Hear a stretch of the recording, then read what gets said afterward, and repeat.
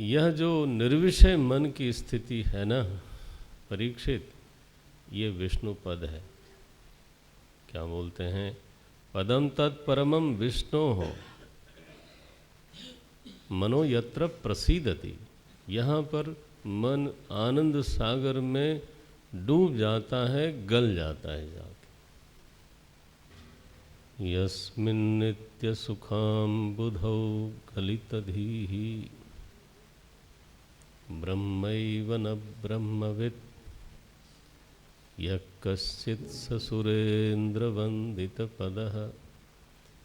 नूनं मनीषा मम। भगवान भाष्यकार बोलते, यः कश्चित् गलितधीः आनंद सिंधु, इसकी बुद्धि डूबी और गल गई, फिर निकली नहीं। बस बस बस इंद्र उसका पाँव धोते हैं, लिखा स सुरेंद्र वंदित पदः।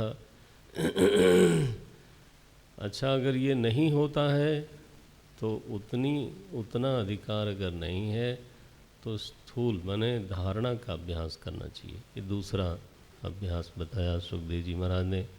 शुरू में ध्यान की साधना ही उपदेश में करते हैं। ये 23वां श्लोक है, जितासनो जितश्वास। ठीक से बैठें, आसन पर विजय करें। पहले वाले में ये नहीं कहा था कि अभ्यास करना आसन जीतना, नहीं। अब बोलते हैं जितासना, तुम्हारा आसन ठीक नहीं होगा, सांस ठीक नहीं होगी। जित संगह जितेंद्रिय, ध्यानाभ्यासी की ये टिप्स हैं। आपकी भाषा में बोल दिया, नई भाषा में टिप्स हैं ये सब। आप कहें अनुशासन है उसको सहारा मिलेगा अगर इसका अभ्यास करेगा तो। स्थूले भगवते रूपे मनः संधारये धिया, तो विराट रूप में बुद्धि को धारण करें, विराट का ध्यान करें। विराट का चित्त स्पर्श कर ले तो क्षुद्र विषय गल जाते हैं। आप जानते ही हो, आपका अनुभव भी है, जब हमारा बड़ी चीज़ों से सामना होता है तो छोटी छोटी चीज़ें अपने आप ही उसमें गला जाती हैं। और अगर बड़ी चीज़ें सोचने के लिए, सामना करने के लिए ना हो तो महाराज छोटी छोटी बिल्कुल क्यों छींक दिया, इस पर झगड़ा हो जाएगा। ऐसा होता है, हम सभी लोग मनुष्य हैं, उसके शिकार हैं। किंचित किंचित बिल्कुल क्षुद्र विषय वो परेशान कर देंगे। विराट तो साक्षात प्रभु ही हैं, उनका चित्त स्पर्श करे, उनके विराट अंगों का, पूरी पृथ्वी का ध्यान कर लें तो अपना जो 1 फुट है वो समझ में आता है कि उसकी हैसियत क्या है। पूरे आकाश को एक बार मन से छुएं, पूरे अग्नि तत्व को छुएं, पूरे वायु तत्व को छुएं, पूरे वनस्पति साम्राज्य को स्पर्श करें मन से। और विराटोपहित है ना, जो प्रभु है उसको न केवल स्थूल शरीर नहीं, उसमें उपहित है हमारा मालिक। तो उसमें संधारये धिया, ये धारणा का अभ्यास बताया है। और ये अभ्यास अगर बन जाए, सिद्ध हो जाए, तो फिर से लौट के वहीं पर अटकना नहीं है। बोलते हैं दूसरे अध्याय में, ये 6ठे श्लोक में फिर से स्वरूप का ध्यान है। एवं स्वचित्ते स्वतएव सिद्धा आत्मा, फिर से अपने स्वतः सिद्ध आत्मा का ध्यान करें। कहाँ? बोले चित्त में ही। अतः स्वचित्ते स्वतएव सिद्धा आत्मा प्रिय। वो जानते हो कौन है? उनका नाम भगवान है। उसका ध्यान करो, ये है साधना, करो इसको। मैं मरने वाला हूँ ही करने से क्या फ़ायदा? ये नहीं, जो करणीय है वो करो। हम करणीय न करें, चिंता करें, उससे क्या हो जाने वाला है। बोलते हैं अब तीसरा ध्यान बताते हैं कि विराट का नहीं होता। कुछ लोगों की रुचि जो है ना छोटी आकृति में होती है, चतुर्भुज भगवान विष्णु के आकार में अथवा कृष्ण के आकार में अथवा शिव के आकार में। ध्यान रखना, उसका निषेध नहीं किया है। 8वें श्लोक में साकार का ध्यान बोलते हैं। चतुर्भुजम कंज रथांग शंख गदाधरम धारणया स्मरंती। तो ये साकार भगवान का ध्यान का विधान किया। ये 3 ध्यान हो गए। अब 3 कहें 2 कहें, क्योंकि स्वरूप ध्यान बार बार लौट के कराएंगे। अच्छा, ये हुआ। और उस पूरे चतुर्भुज भगवान का नक्शिक वर्णन करते हैं जिससे ध्यान में मदद मिले। 16वें श्लोक में फिर से लौट आते हैं। बोले बुद्धि इससे शुद्ध हो जाए तो अपने स्वरूप का ध्यान करना चाहिए। आत्मानम आत्मनि अवरुद्ध्य, देखें, पुनः अपने स्वरूप का ध्यान करें। नहीं बनता, अगर ऐसा लगता है, विराट में बुद्धि नहीं जाती ऐसा लगता है, चतुर्भुज आदि आकार में बुद्धि नहीं जाती, हमारी इतनी रुचि नहीं है, नहीं लगता है, तो 20वें श्लोक में षट चक्र के ध्यान का निरूपण करते हैं सुखदेव जी महाराज। ये ध्यान का विशद वर्णन है 3 अध्यायों में। देखें, 20वां श्लोक है, नाभ्या स्थितम हृदि अधिरोप्य तस्मात् उदानगत्यो रसितम नयन मुनि ही। ये पढ़ना पड़ेगा आपको। उस 6 चक्रों का वर्णन किया है। और फिर अपने शरीर में तो रुचि है ही है, वहाँ पर जो ऋषियों ने पाया है, खोजा है, उन चक्रों का ध्यान करो, धारणा बनेगी। वो ध्यान नहीं, उसके लिए शब्द दिया धारणा। चित्त योग्य हो जाए फिर से अपने स्वरूप को करो। उपदेश का यहाँ समापन करते हैं दूसरे अध्याय के 34वें, 35वें, 36वें श्लोक में। बोले भगवान का ही श्रवण करो, कीर्तन करो, स्मरण करो। भगवान महाराज मिलेंगे कैसे? ये बहुत ज़बरदस्त, साधकों के लिए बहुत ज़बरदस्त वाक्य है। बोलते हैं, तद अध्यवस्यत कूटस्थो रतिरात्मनो भवेत भगवान सर्वेषु। 35वां श्लोक है, ये बहुत ही कीमती है। भगवान सर्वभूतेषु लक्षितः स्वात्मना हरिः। भगवान आत्मा रूप से ही दिखता है, पर रूप से देखने पर कुछ और ही दिखेगा। ये कह दिया। स्वात्मना लक्षितः, अन्यथा अलक्षितः। व्यतिरेक करके बोलने से चीज़ें समझ में आ जाती। हरि ही भगवान स्वात्मना लक्षितः। बोले महाराज अनुमान भी करें तो कैसे? बोले दृश्य ही बुद्धियादि भी दृष्टा। दृग्दृश्य विवेक अगर याद करें, हमारे कई विद्यार्थी लोग हैं यहाँ, स्वामी जी लोग हैं, वहाँ जो दृश्यानुविद्य समाधि है, कामादि वृत्तियों से, कैसे वो कामाद्यादि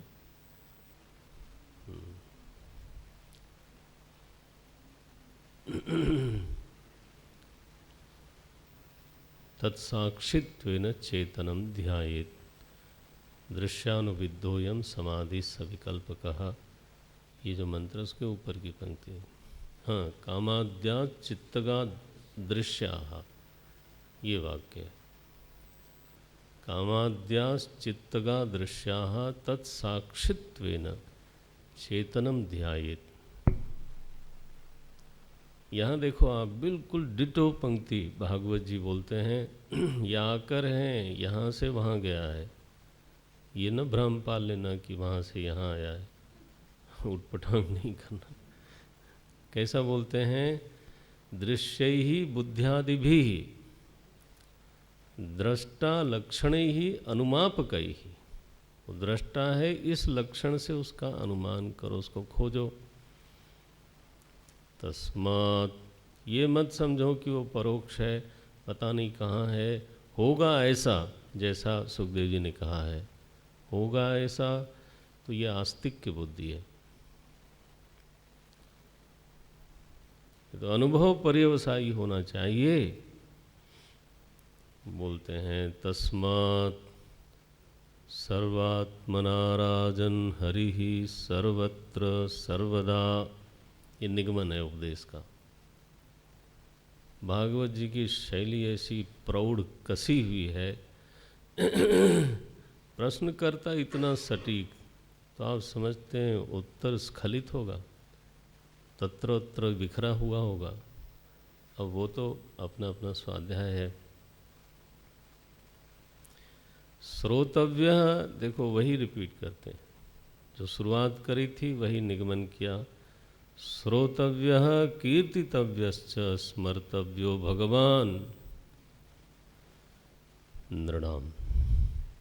मनुष्यों के द्वारा यही होना चाहिए।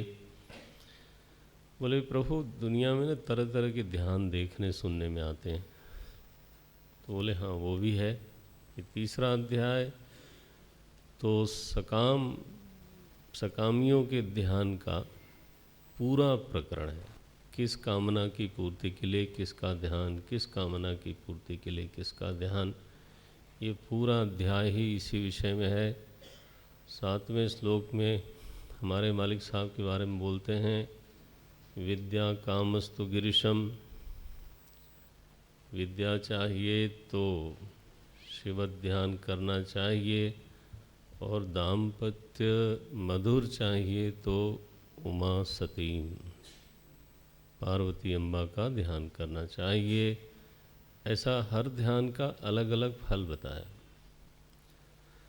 तो मैंने आप देख लेना इसको। आगे बोलते हैं अपने इष्ट में, यहाँ इष्ट नारायण भगवान हैं।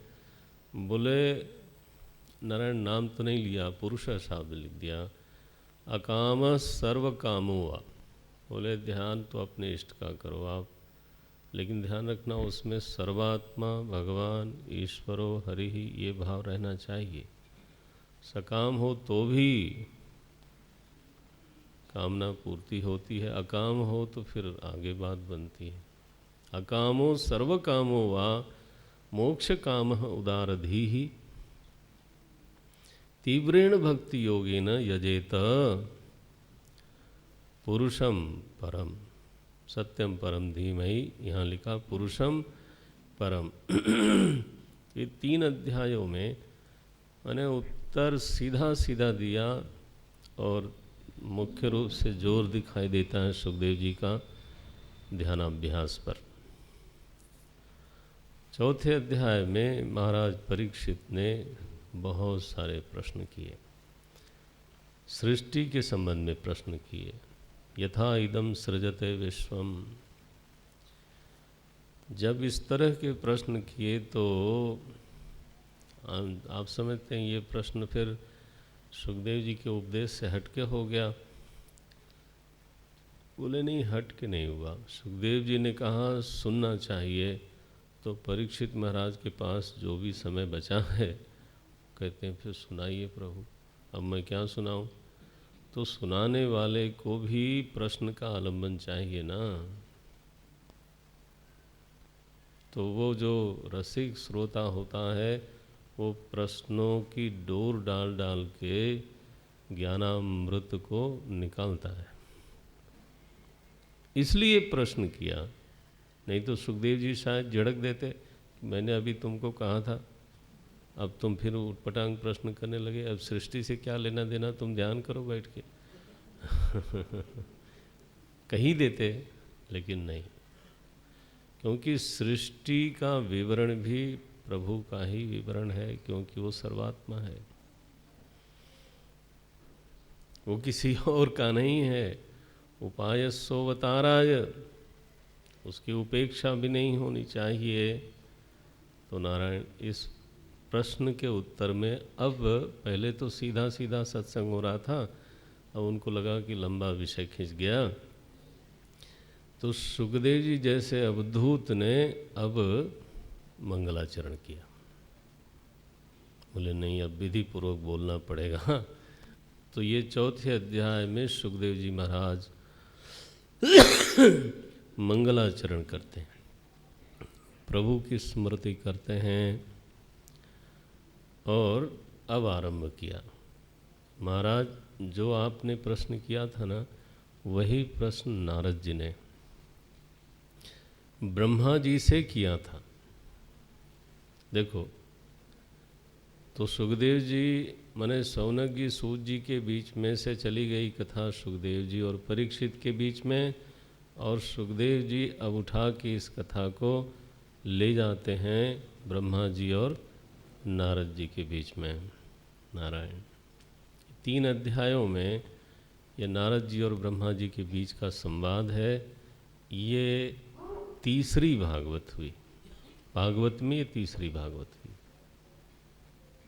आगे जाके बोलेंगे संग्रहो यम विभूति नाम त्वम एतद विपुली कुरु। तो ये प्रश्नोत्तर कैसा हुआ, मुझे ऐसा समझ में आया है कि बीच में थोड़ा ब्रेक देना चाहिए। तो मुझे लगता है कि केवल मैं अपनी ओर न चलूं, और अपनी ओर भी क्यों न चलूं, तो थोड़ा ब्रेक देते हैं 5-10 मिनट का। तो ये दरवाज़ा अगर खुल जाए तो मैं आता हूँ, क्योंकि मैं बैठा रहूँगा तो फिर हमारे स्वामी जी लोग नहीं उठते।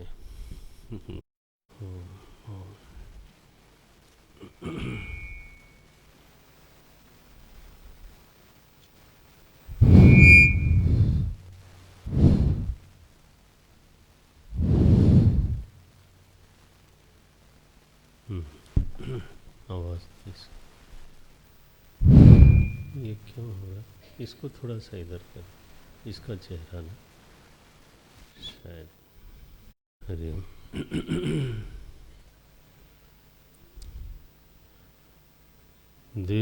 देवदेव नमस्तेस्तु।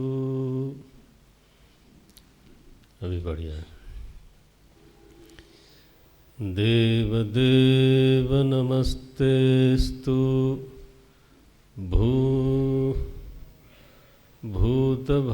भूतभावनपूर्वज तद्विजानीहि यज्ञानम् आत्मतत्त्वनिदर्शनम्।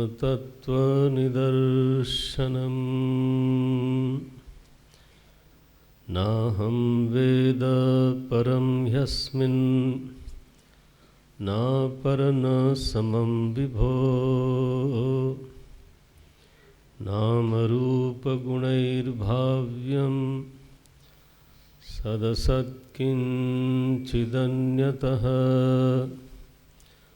स भवानाचरद्घोरं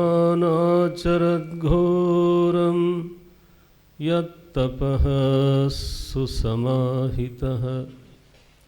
तेन खेदयसे नस्त्वं पराशंकां प्रयच्छसि। तस्यापि द्रष्टुरीशस्य ये बात नहीं। ये संवाद सुखदेव जी महाराज आरंभ करते हैं। तो प्रश्न उनसे किया गया था, लेकिन संवाद ब्रह्मा जी और नारद जी का आरंभ।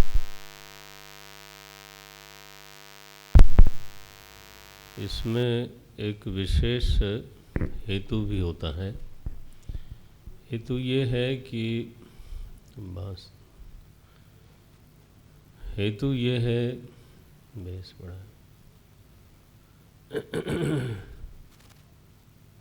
कि प्रश्नकर्ता और उत्तर देने वाला दोनों के ही चित्त में जो अभिमान है वो शांत बना रहे। कई बार प्रश्न को लेकर के भी अभिमान होता है, कि मेरे ही चित्त में ऐसा अद्भुत प्रश्न उत्पन्न हुआ, इस तरह का ये विषय आता है। तो जब प्रश्न को लेकर के अभिमान होता है, मेरी बुद्धि बड़ी तीक्ष्ण है, बड़ी कुशल है, अन्यों से कहीं अधिक पटु है, अंतः प्रवेशनीय है, तो जिस बात को लेकर अभिमान हुआ फिर उसको छोड़ना कैसे। तो प्रश्न बनाए रखने में सुख का आभास होता है। अगर कोई समाधान कर दे तो उसको बहुत झटका लगता है, बोले अरे इतनी जल्दी हो गया, मैं सोच रहा था इनके पसीने निकल आएंगे। तो हम सभी लोग गुजरे हैं, उन चीज़ों से गुजरते रहते हैं, बीच बीच में ये सब चीज़ें पकड़ लेती हैं। तब वो समाधान नहीं, प्रश्न की स्थिरता से प्रेम कर बैठता है। तो ये जो प्रश्न जनित अभिमान है, इसका शमन बना रहे, इसलिए ये शैली हमारे सनातन शास्त्रों में देखने में आती है। इस शैली को फिर मानस ने भी लिया। प्रश्न किया भरद्वाज ऋषि ने याज्ञवल्क्य से, उन्होंने कहा ऐसा ही प्रश्न पार्वती अम्बा ने भी किया था। तो वो ये है कि प्रश्नकर्ता को ये मालूम होना चाहिए कि कुछ प्रश्न जो हैं वो शाश्वत हैं, और हर युग में जिसका चित्त उस भूमि पर पहुंचता है उसके चित्त में ये प्रश्न आते हैं। ये एक विशेष चित्त भूमि की स्वाभाविक पहचान है। जिज्ञासा होएगी, सब में नहीं होएगी, लेकिन जिज्ञासा होना कोई नवीन बात नहीं है, ये अनादि परंपरा है। भगवान शंकराचार्य को भी जिज्ञासा हुई, तो वो अपने सद्गुरु के पास गए। किसको नहीं होती है? भगवान भी जब अवतार लेते हैं तो नरदेह में जिज्ञासा करते हैं, अध्ययन करते हैं। तो जिज्ञासा एकदम अभिनव मेरी वस्तु है, आधुनिक है। प्राचीन काल में ये बातें नहीं थीं। ये जो एक गलतफहमी हो सकती है, हो जाती है। आजकल विद्या के प्रति इसी तरह की कई बार धारणा बनती है कि आजकल के एडवांस युग में ये बातें की जा रही हैं। अच्छा, तो कुछ चीज़ें शाश्वत हैं। कई बार इस तरह से भी सुनने को प्रश्न मिलता है कि पुराने ग्रंथ हैं, पुरानी समस्याओं के समाधान हैं। अभी नया समय है, नई समस्याएं हैं, नया समाधान मांगती हैं। शब्द तो बहुत अच्छे हैं। ये सही है कि कुछ प्रश्न नए होते हैं। कई बार ऐसा भी संभव है कि जो नए लगते हैं वो भी कभी पुराने में हुए हों। वहाँ जो समाधान था उसको एक बार टटोल लेना चाहिए। लेकिन कुछ प्रश्न शाश्वत भी होते हैं। क्रोध की समस्या शाश्वत है, काम की समस्या शाश्वत है, लोभ की समस्या शाश्वत है, दुख की समस्या शाश्वत है, भय की समस्या शाश्वत है और सार्वभौमिक है। कोई कहे कि महाभारत काल में किसी को लोभ नहीं हुआ, हरिओम, और कोई कहे कि ये पुरानी बात है, अब किसी को लोभ नहीं है, हरिओम। तो वो समस्या व्यक्ति में हल हो सकती है, समाज में नहीं। किसी एक साधक की, किसी एक व्यक्ति की हल हो जाती है, लेकिन समष्टि में तो प्रपंच नहीं रहता अगर ये सब बातें नहीं होती तो। नारायण, तो प्रश्न कुछ शाश्वत भी होते हैं। तो ये गलतफहमी, ये भ्रम, ये अभिमान कभी बने नहीं। तो ये भी बड़ा ज़रूरी है कि ऐसा प्रश्न पहले भी हो चुका है, और वक्ता को इस तरह का कहीं कुछ हो न जाए। तो वक्ता स्वयं ही कहता है उसका उत्तर भी पहले ही दिया जा चुका है। मैं तो अनुवाद करता हूँ। देखो, वक्ता पहले ही अपने लिए कवच धारण करता है।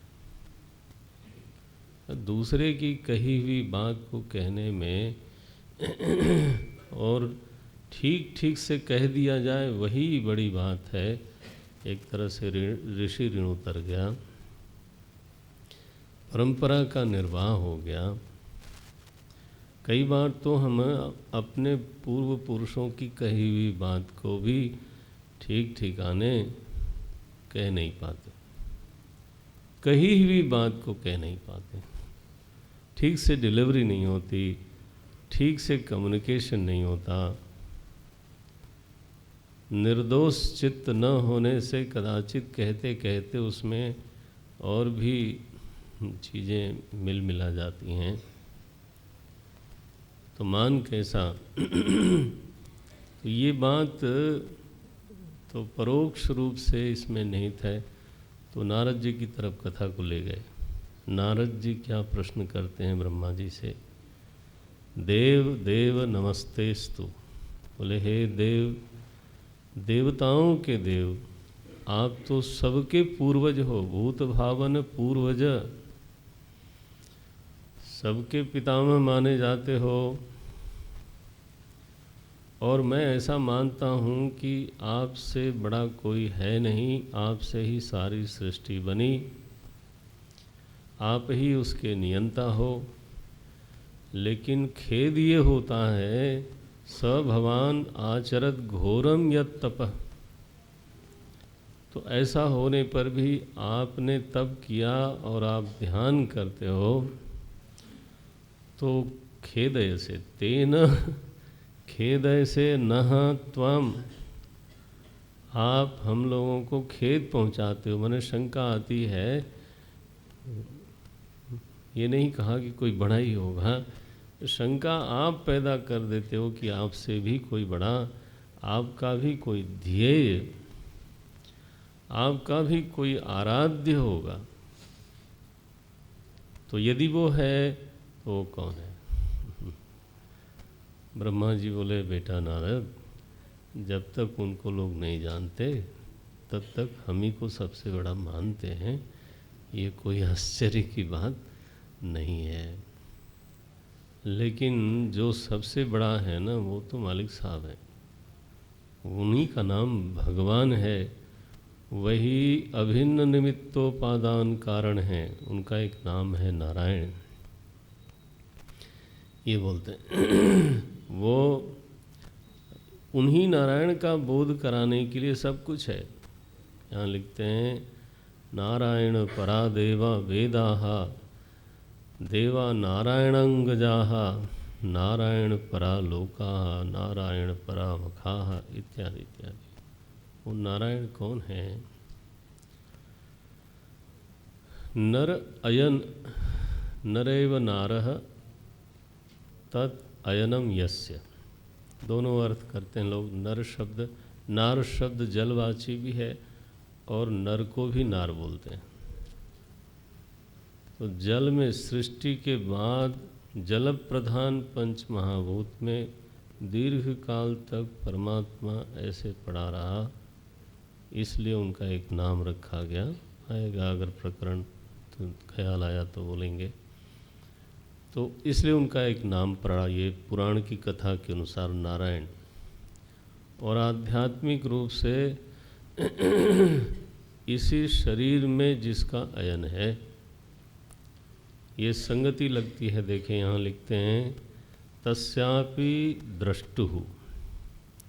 वो जो प्रभु नारायण हैं, आखिर वो हैं कौन? बोले दृष्टा। तस्यापि द्रष्टुः ईशस्य कूटस्थस्य अखिलात्मनः। उन्हीं में ये सृज्यम, सृष्टि इत्यादि का अभिधान होता है। उनमें सारे जीव, सारी सृष्टि, प्रकृति लीन पड़ी हुई थी, बीजी भाव में वो थे। तो ये सब का सब बीज भाव में अवस्थित था। आप समझते हैं ना बीज भाव जब होता है तब बीज अन्यत कुछ होता नहीं, और उस समय वो अन्न का दाना होता है, उसको बीज संज्ञा नहीं होती। बीज संज्ञा तो भविष्य वृत्ति से कही जाती है। जब किसान उसको हाथ में लेता है ना चने को और बोने के लिए जाता है, तब वो कहता है ये मेरा बीज है। कहाँ जा रहे हो? बोले बीज वपन के लिए जा रहे हैं। लेकिन वही चना जब बोने के लिए लेके हाथ में नहीं चला था, तब क्या बोलता था वो? तब चना। तो भविष्य में ये अंकुर जनेगा, ये भाव रख करके फिर उस चने का नाम होता है बीज। अन्यथा वहाँ वो केवल अन्न मात्र है। उसी तरह से श्रुति जब कहती है सदैव सौम्यमिदमग्र आसीत्, तो आप कई बार खोजने लगते हैं हम लोग कि नहीं इसमें माया भी रही होगी ना, फिर इसमें जीव भी रहा होगा, इसमें प्रकृति भी रही होगी, इसमें जीवों की अनादि कर्म परंपरा भी, स्वभाव भी सब रहा होगा, एव क्यों लगा रहे हैं? ये तो आप प्रपंच में बैठ करके ठीक है ना, ये इस वृत्ति से ग्रस्त हो करके बोलते हो कि ये सब भी रहा होगा। तद दृष्टि तो सदैव सौम्यमिदमग्र आसीत् एकमेवा द्वितीयम, वही सही है। तो यहाँ भी पहले स्थिति यही है, लेकिन सृष्टि के उदय की अपेक्षा से वर्णन करते हैं। काल पा करके फिर प्रकृति में क्षोभ हुआ, प्रकृति का पहला परिणाम हुआ महत्तत्व। ये प्रकृति में परिणमन प्रक्रिया का जारी हो जाना, इसको लोग बोलते हैं सर्ग काल, सृष्टि काल। परिणमन होना क्या बोले? परिणमन प्रक्रिया का जारी हो जाना। एक चीज़ मॉडिफाई होने के लिए तैयार हो गई, चल पड़ी। तो पहला जो परिणाम हुआ महत्तत्व, ये उपाधि का ही नाम है। उपहित का नाम है हिरण्यगर्भ। जब प्रकृति पर ध्यान दे के बोलते हैं तो महत्तत्व बोलते हैं, उपहित पर ध्यान दे के बोलते हैं तो हिरण्यगर्भ बोल देते हैं। ये शब्द आपने सुना भी होगा, वेदांतों में पढ़ा भी होगा। तो महत्तत्व में सत्वगुण 99.9%, 0.1% में आप समझें रजोगुण तमोगुण, ये परिणाम है, फ्लक्चुएशन है। जब सत्वगुण निरतिशयता को प्राप्त हो गया अचानक, पहले साम्य अवस्था में था, तो चूंकि रजोगुण और सत्वगुण नगण्य है, अलक्षित सा हो गया, इसलिए उसको बोलते हैं विशुद्ध सत्वोपाधि। उसमें जो चेतन उपहित है उसको हिरण्यगर्भ, उसमें सारे हीरे रहते हैं, वो हीरों का गर्भ है। माने ज्ञान का, बल का, ऐश्वर्य का, धर्म का, ये सारे भग उसी में रहते हैं। ये हमारा सोपाधिक प्रभु है।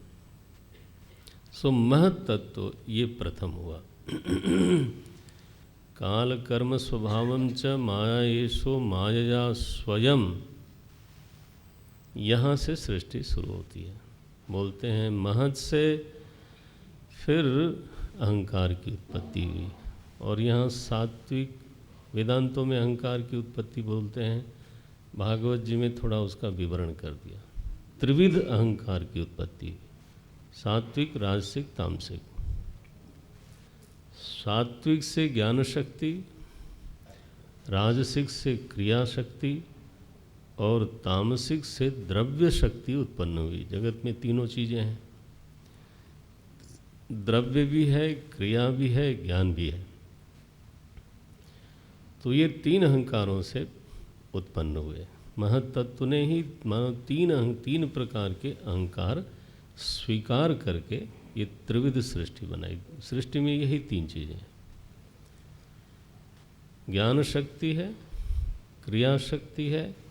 अब देखें, बुद्धि में ज्ञानेंद्रियों में ज्ञान शक्ति है, कर्मेंद्रियों में क्रिया शक्ति है, और शरीर द्रव्य मात्र है, वो द्रव्य शक्ति है। ये स्थिति है, और यही बाहर है। नारायण, इस तरह से जब अहंकार से ये तीनों शक्तियाँ प्रकट हुई और फिर पंचभूत प्रकट हुए, तीनों शक्तियाँ हुई, और पंचभूत में फिर ज्ञान द्वारा क्रिया हुई और नाना प्रकार के आकार प्रकार बनते चले गए। नारद जी, इस तरह से समूची सृष्टि का विस्तार हुआ। लेकिन ध्यान रहे, प्रभव जहाँ से हुआ उसका नाम प्रभु है। मैं भी उसी में लीन पड़ा था, मेरा भी प्रभव उसी में से हुआ था।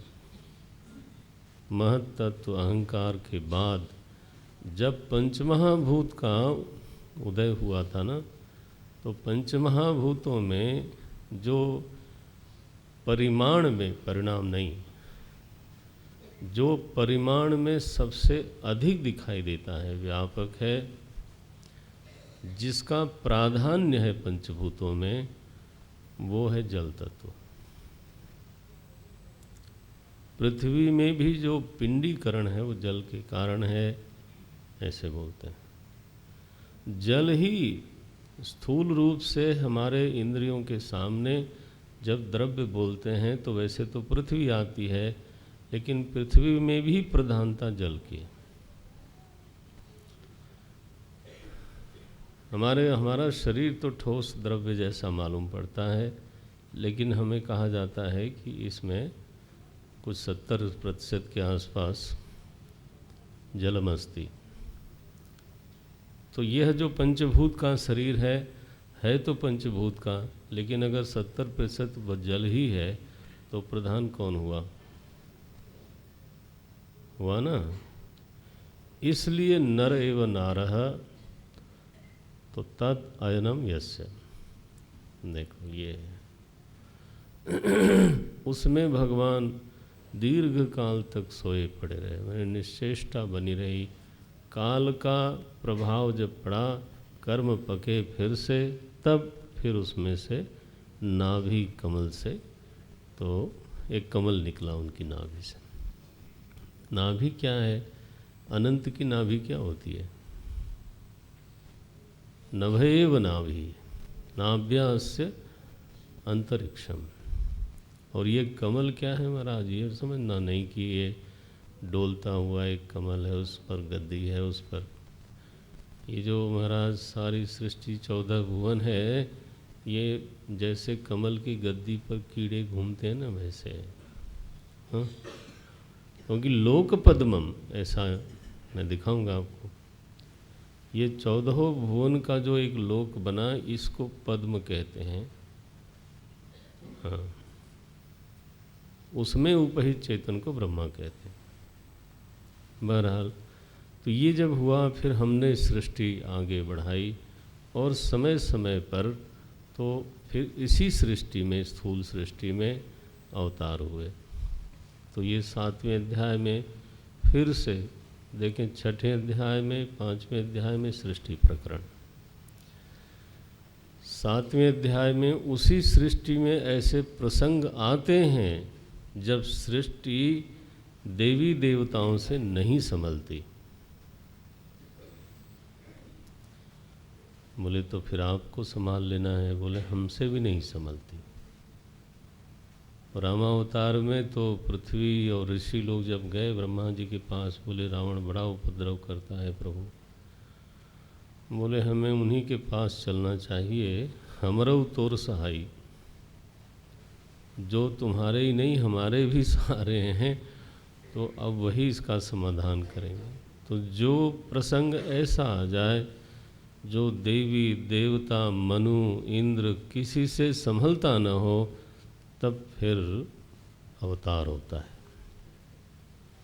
उस प्रसंग विशेष में जैसी परिस्थिति है तो वैसा अवतार होता है। तो अवतारों का निरूपण किया यहाँ, वराह अवतार से शुरू करते हैं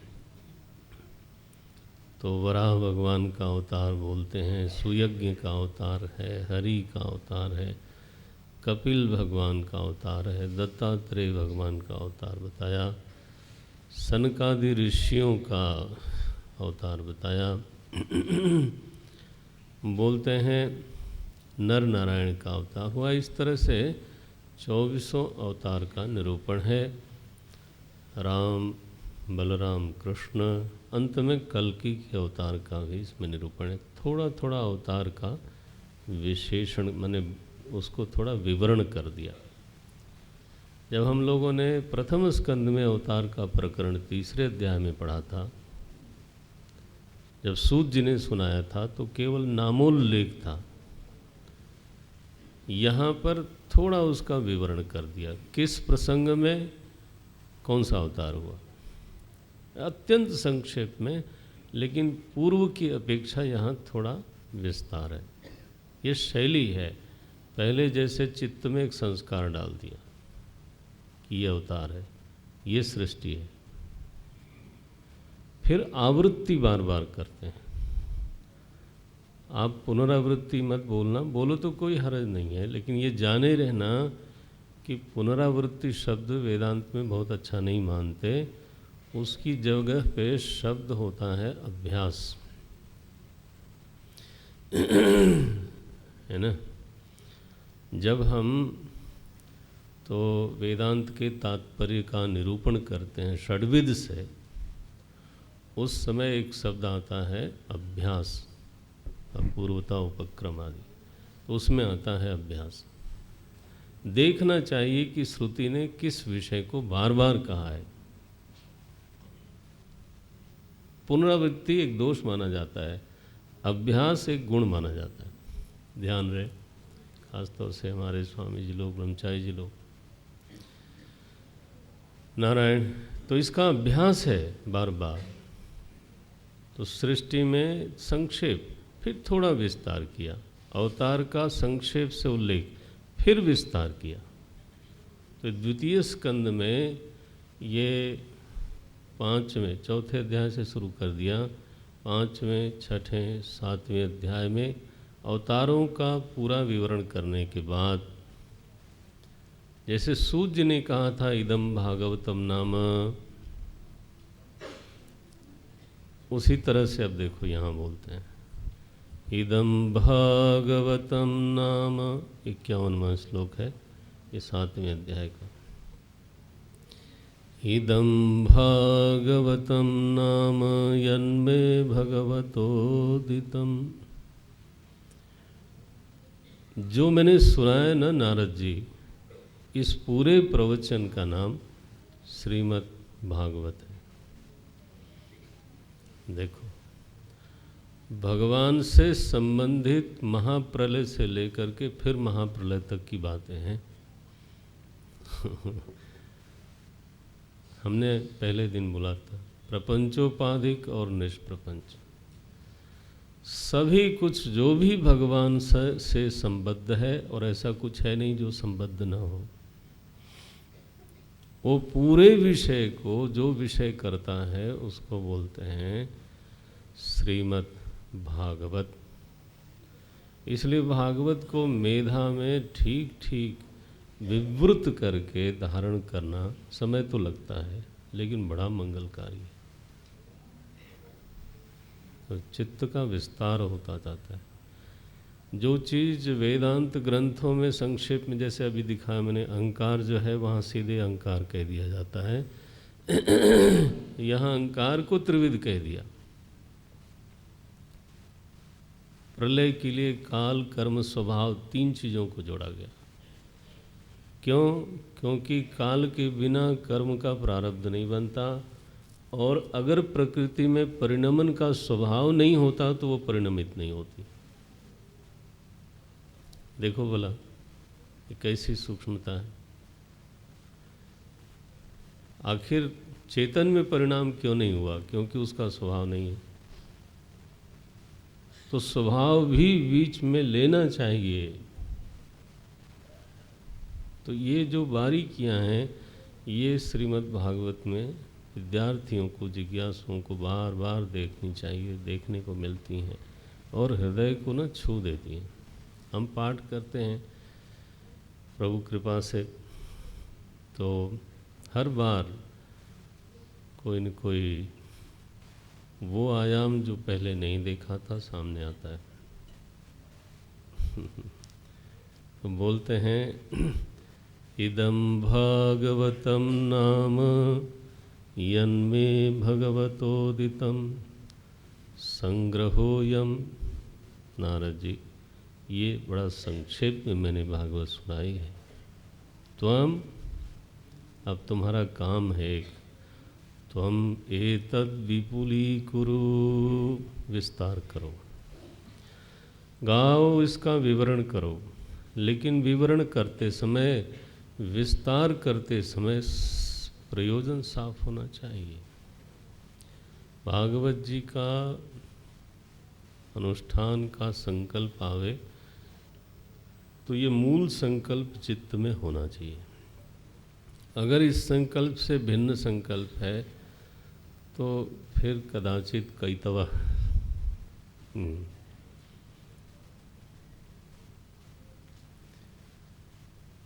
चौथी भगति मम गुण गन करई कपट तजिगान। तो कैतव नहीं होना चाहिए। क्या संकल्प है?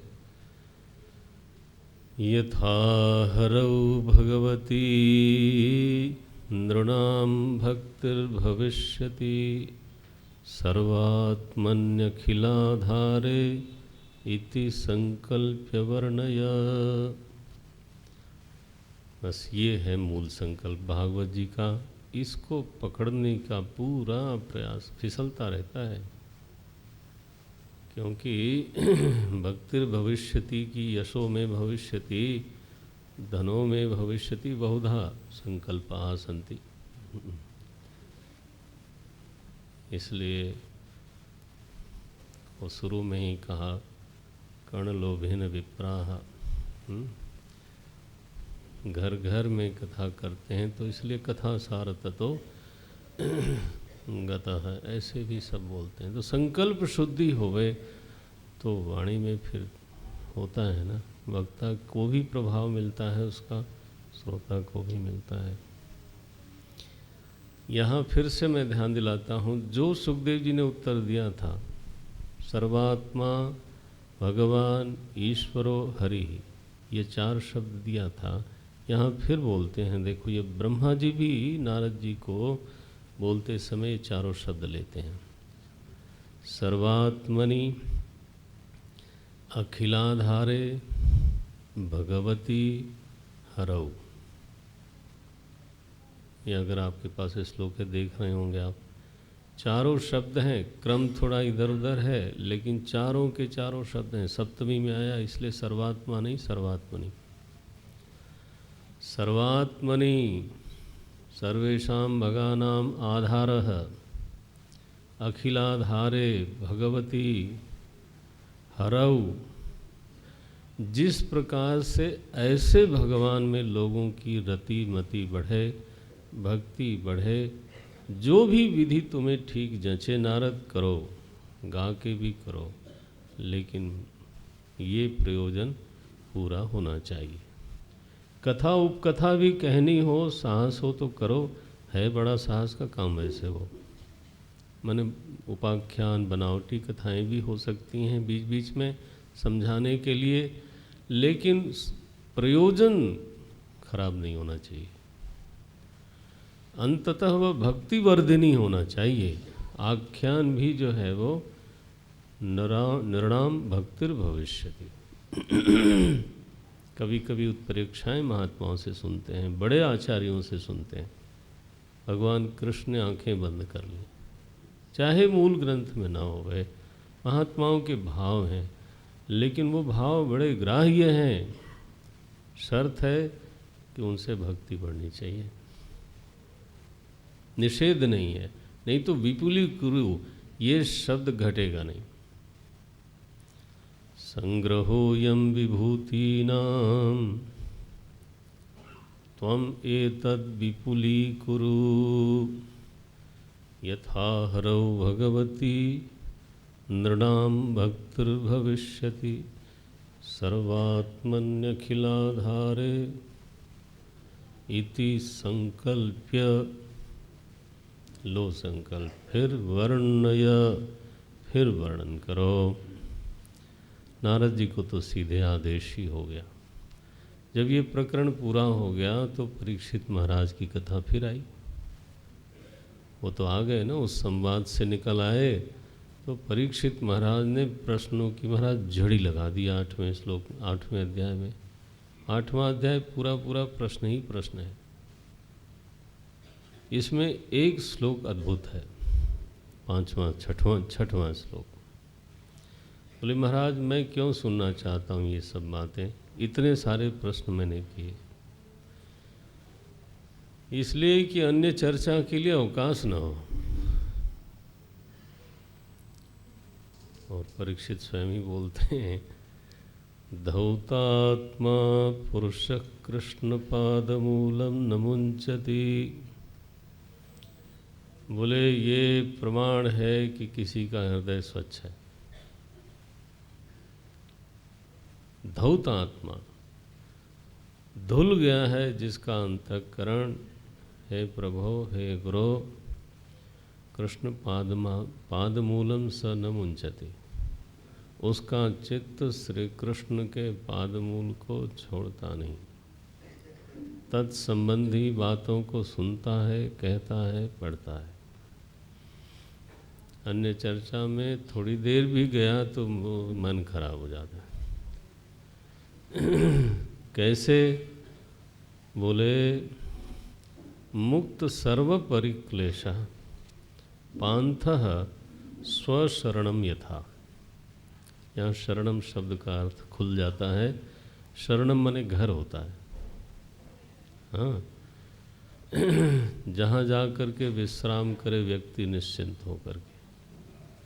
तो हरिश शरणम, श्री कृष्ण शरणम मम, कदाचित इसमें परोक्षता की प्रसक्ति हो, लेकिन यहाँ तो परीक्षित जी छोड़ते नहीं जगह।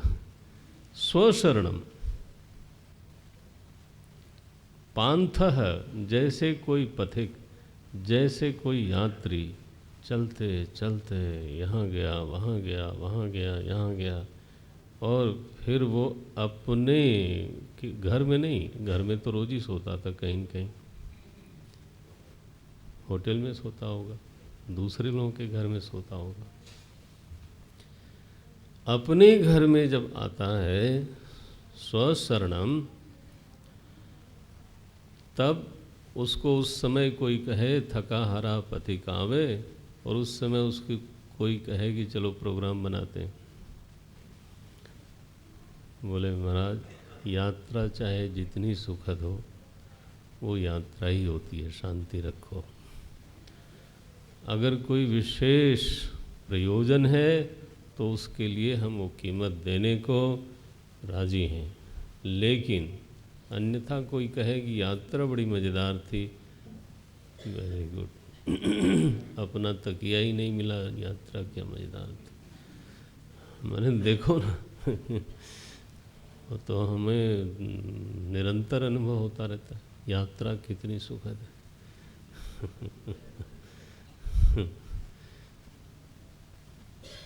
मुक्त सर्व परिक्लेश, यात्रा जनित सारे जो परिक्लेश शब्द लिखा, उससे छूट के अभी घर में बैठा है, बहुत रिलैक्स हो करके,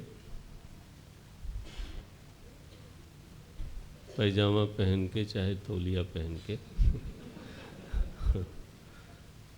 कोई कोई हमारे लोग हैं घर में जाते हाफ पैंट पहन लेते। मैं कहता हूँ ये क्या कर लिया? मुझे बड़ा आरामदायक होता है। चलो फिर बाज़ार चलते हैं। नहीं नहीं, फिर तो वहाँ तो फिर यही फर्क हो जाता है स्वशरणम में और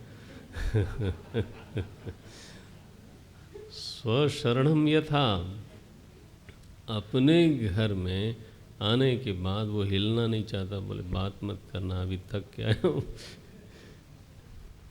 न विमुंचति यथा पांथः तथा एव धौतात्मा। वैसे ही शुद्ध अंतःकरण का व्यक्ति, जिसका हृदय धुला हुआ है, उसका अपना घर कौन है? बोले कृष्ण पादमूलम, कृष्ण चैतन्य। श्री कृष्ण प्रभु में उसका चित्त निमग्न होए, स्वरूप में। हाँ हाँ, ये ध्यान रहे, अन्यथा तो आए जाए सो माये उपात्त विक्रम। थोड़ा ध्यान रखना चाहिए बीच बीच में। और रहता ही है आपको।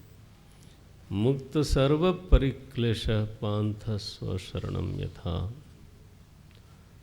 यद अधातु मतो ब्रह्मन देहारंभो से धात। हाँ, फिर ये सारे प्रश्न शुरू हुए।